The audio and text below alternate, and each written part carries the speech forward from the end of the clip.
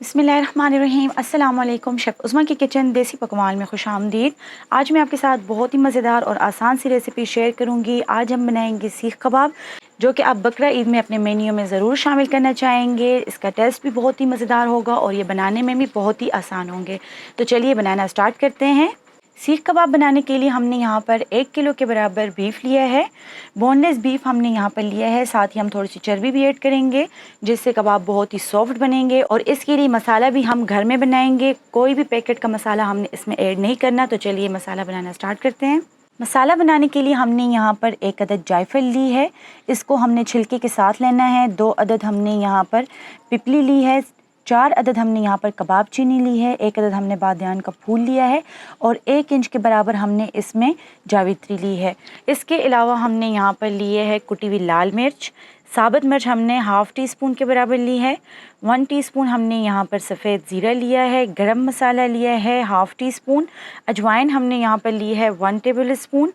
2 table spoon के बराबर हमने यहाँ पर कुटा हुआ धनिया लिया है और 2 टेबल स्पून के बराबर हमने यहाँ पर लाल मिर्च का पाउडर लिया है और हाफ़ टी स्पून के बराबर हमने यहाँ पर बेकिंग सोडा लिया है। तमाम चीज़ों को हमने ग्राइंड करके पाउडर बना लेना है। मसाला हमने रेडी कर लिया है। अब हम कीमा बनाएंगे। कीमा हमने यहाँ पर बना लिया है। आप देख सकते हैं कितना ही बारीकी से हमने यहाँ पर कीमा बनाया है। साथ ही हमने यहाँ पर 6 से 7 अदद प्याज लिए हैं, जिनको हमने चॉप करके इसका पानी रिमूव कर लिया है। अब हम इसको कीमे में शामिल कर लेंगे। प्याज शामिल करने से कबाब बहुत ही ज़्यादा सॉफ्ट बनेंगे और जूसी बनेंगे। 2 टेबल स्पून हम इसमें डालेंगे अदरक, लहसुन और हरी मिर्च कुटी हुई। लहसुन डालने से जो कीमे का कच्चापन होता है, जो गोश्त की एक स्मेल होती है, वो ख़त्म हो जाएगी। साथ ही हम इसमें तैयार किया हुआ मसाला ऐड करेंगे। ये मसाला आप बनाकर स्टोर भी कर सकते हैं और इजीली किसी भी टाइम इस्तेमाल कर सकते हैं। नमक डालेंगे हम इसमें 1 टेबल स्पून। आप हस्बे ज़ायक़ा भी डाल सकते हैं, क्योंकि मसाला बनाते वक्त हमने इसमें नमक ऐड नहीं किया था। 2 टेबल स्पून के बराबर हम इसमें कॉर्नफ्लोर डालेंगे, जो कि इसमें बाइंडिंग का काम करेगा। अगर आपके पास कॉर्नफ्लोर नहीं है तो आप इसमें बेसन वगैरह भी डाल सकते हैं।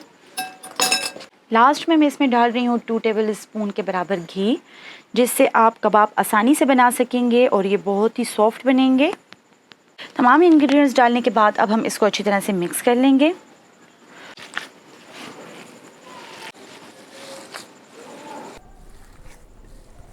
इसके कबाब बनाना स्टार्ट करेंगे। यहाँ पर हम थोड़े बड़े साइज़ का कबाब बना रहे हैं, बारबेक्यू स्टाइल का बना रहे हैं, इसलिए हम यहाँ पर थोड़ा सा ज़्यादा कीमा लेंगे और इसका इस तरीके से पेड़ा बना लेंगे। उसके बाद हम इसको सीख कबाब की शेप देंगे। आप चाहें तो इसकी कढ़ाई भी बना सकते हैं। इसको फ्राई करने के बाद आप इसकी कढ़ाई बना सकते हैं, या फिर इस पॉइंट पर आप इसको फ्रीज़ भी कर सकते हैं। इसी तरीके से हमने तमाम कबाब बना लेने हैं। सीख कबाब हमने बना लिए हैं। अब हम इसको फ्राई करेंगे। ऑयल को हमने अच्छी तरह से गर्म कर लिया है। फ्लेम हमने यहाँ पर स्लो कर ली है, ताकि कबाब अंदर तक पक सके। अब हम इसमें एक एक करके कबाब डालते जाएंगे।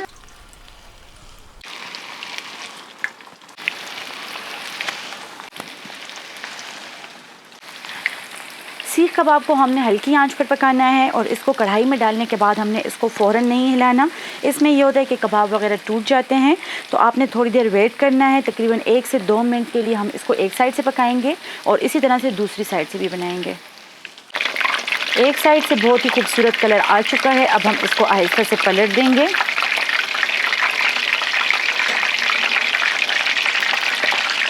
साथ ही हम इसमें और कबाब भी डाल लेंगे।